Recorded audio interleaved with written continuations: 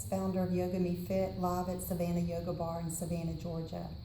Today I'm going to work with you on foundational footwork. This work is inspired by one of my teachers named Jenny Otto.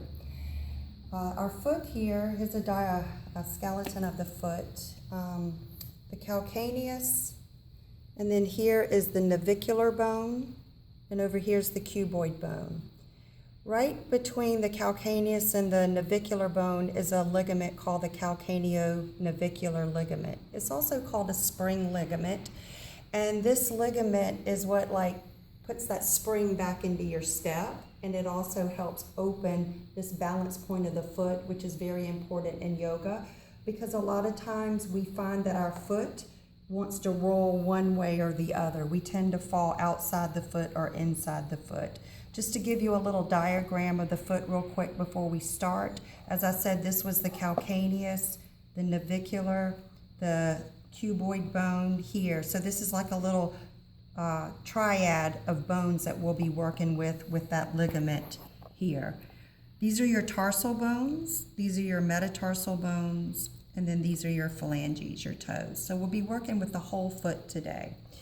All right, so let's first stand up and come into mountain pose, Tadasana. So you're gonna wanna parallel your feet.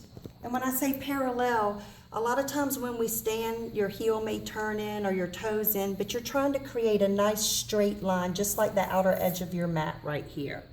And then you're gonna lift and spread your toes, and we're gonna work on the ball joint of the big toe here to that inner navicular bone, and then the pinky toe ball joint to that outer navicular bone. And then gently kind of rock forward and back to feel the weight in your feet, and you're balancing it out between those 4 points. Take a deep breath in, and then as you exhale, just place your palms on your thighs and hinge from your hips, keeping a nice long spine. And you're just gonna go down to where you feel pull through the back of the body. Noticing which side may feel like it's more resistant or tighter. And then noticing if one side feels more open. And then just take a few breaths here in Uttanasana. You want to be mindful that when you folded forward, that you didn't rock your weight back into your heels to where your hip is behind the ankle. You want to try to bring the weight by pressing through the balls of the feet and the big toe ball mound and come forward.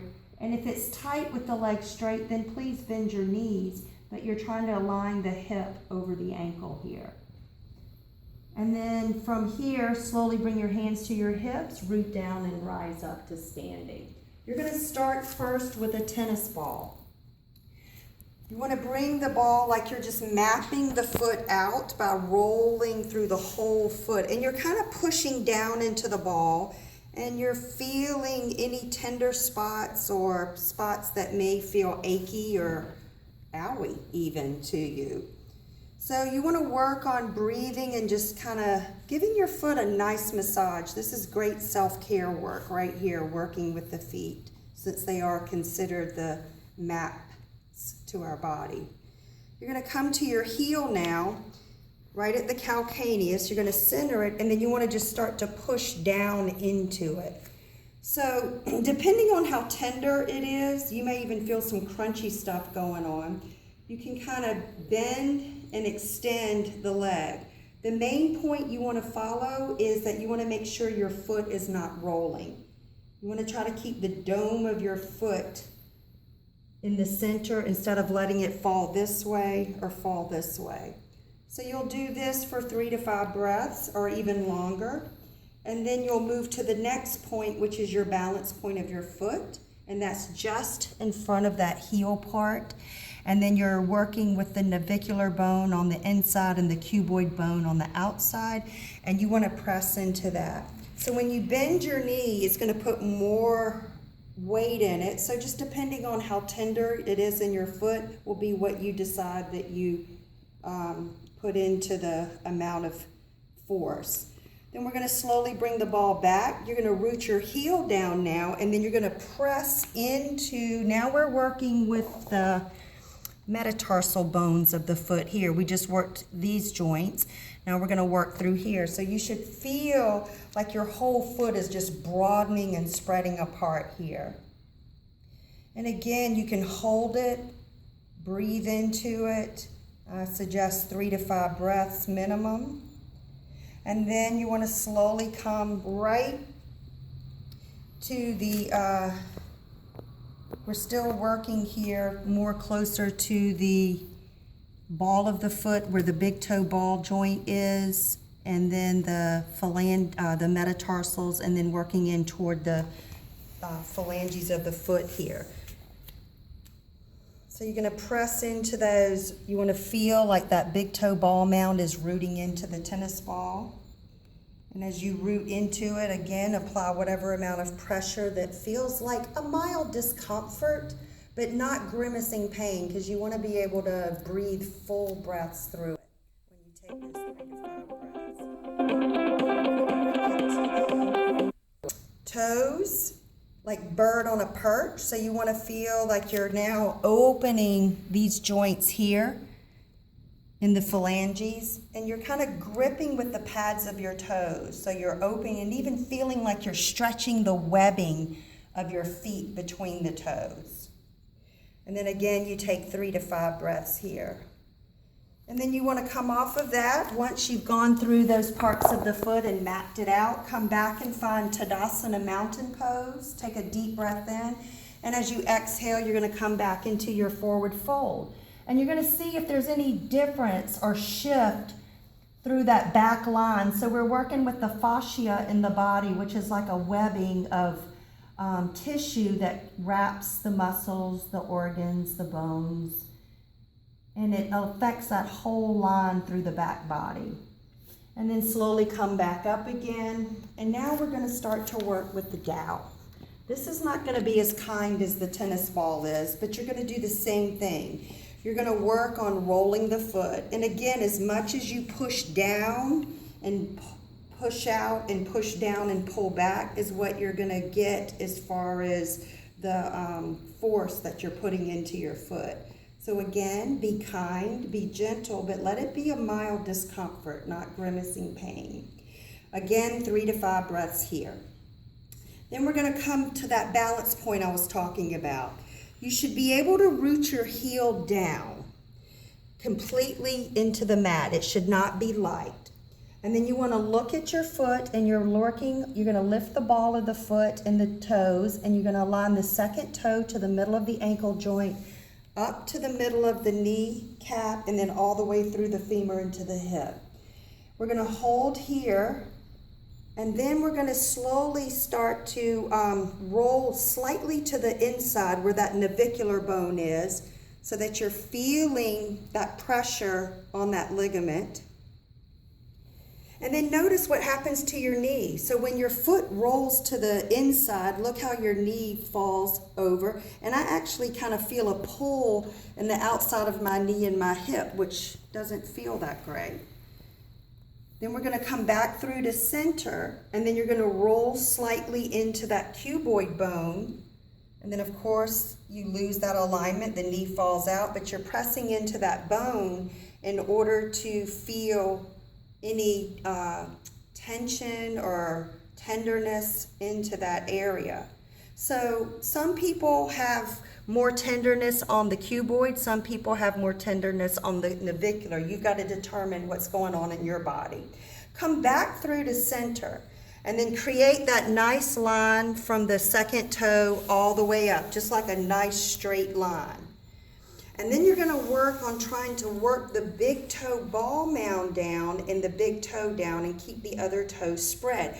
Almost like you're stretching this whole inner part of your foot right here. Now some of you are going to be like, that hurts. So what you want to do, there's a wedge that you can use, because some of you are not even going to be able to get your heel down. And you can actually put a little wedge under your heel, and then that's going to help you be able to ground the heel, because that is important. Keep the weight equal through these two bones, navicular and cuboid, and then ground through the big toe ball mound and bring that big toe pad down. So that right there is going to give you a good foundation. This work right here is good for plantar fasciitis. It's good if you have flat feet or fallen arches. All of this is going to help strengthen your feet and bring a sense of more stability through your foundation. Okay, so from here, I'm going to do one more part. We're going to add the tennis ball. You're going to put the tennis ball right at the big toe ball mound, and you're kind of grip like bird on a perch with your toes. And again, you're going to find your foot's going to want to rock one way or the other. You've got to bring this body awareness in to where you can stabilize the foot equally through the heel, the navicular bone, the cuboid bone, the big toe ball mound, and the big toe ball pad.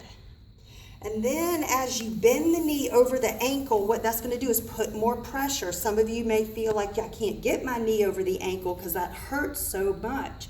So just gradually start going toward it. And then use your exhale breath to slowly start to stretch your legs straight, but don't let your foot move. Keep the foundation. Then you're going to inhale again. As you exhale, go back to the flexion. As you come back toward the lunge position, inhale again, and then exhale, really push down, because if you don't push down, this is what's going to happen normally to your foot. It's going to roll. So really push down as you start to stretch the leg straight. You're going to feel this all the way up into the pelvis. And there is a connection from the ischial tuberosity, which is your sits bone, and just in front of that is a little notched out place called the ischial ramus. There's a connection of that in the pelvis to this outer cuboid bone right here. So what you're doing in your feet is affecting all the way up into the pelvis. I even feel sometimes when I'm doing this work that I'll be getting these adjustments through my back and my neck. My neck will start cracking a little bit. So you can see how this is all connected. And then from here, you can work on coming into a lunge pose and working on watching the foot. I just don't go through the motions, really watch the foot and be mindful that you're keeping these points rooted and you're not letting your foot roll medially toward the midline or laterally toward the outside here. And you're just taking the leg through flexion and extension. And then as you get stronger, then of course you can start to come up into full high lunge, which we're not going to do that in this video today. Last posture I'm going to show you is just spin the back heel down and align your arch of your back foot with the heel of the front foot here. You want to keep equal balance through both legs. So as you're rooting from your right hip into the balance point of the right foot, from the left hip, feel like you're pushing out through the leg into the balance point of the back leg too. So, and especially because most people roll their foot inward, really work on feeling that outer edge of that cuboid bone grounding down of the outer edge of the foot. Then we'll bring our forearm to the thigh, again, watching the foot. If you don't, you're going to fall into your old habits and patterns, and you're going to draw the tailbone in so that you align your sits bone with your knee. And then keeping that, take a deep breath in. Then as you exhale, slowly begin to turn the body open. When you have a good foundation, you can really feel like you can just turn open here. And then stretch. It's a lot of work you're doing here, whether you realize it or not. And then use your exhale breath to gently come back down. All right. Namaste. Thank you for joining us today at Savannah Yoga Bar. I hope this work finds you healthy, carefree, and you put a spring back in your step. Thank you.